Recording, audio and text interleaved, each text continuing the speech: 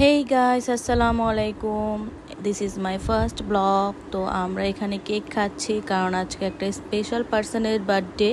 তো যাই হোক, আমরা এখন স্যুপ খাবো যেহেতু আমরা ডিনারে ইনভাইটেড।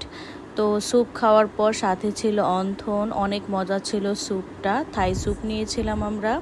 দেন আমরা পাস্তাটা ট্রাই করেছি। পাস্তাটা ফুল অফ চিজ ছিল। দেন ফ্রাইড রাইস, চিকেন ফ্রাই, তারপর চিকেন, বিফ, আরও অনেক ধরনের আইটেম ছিল সেখানে।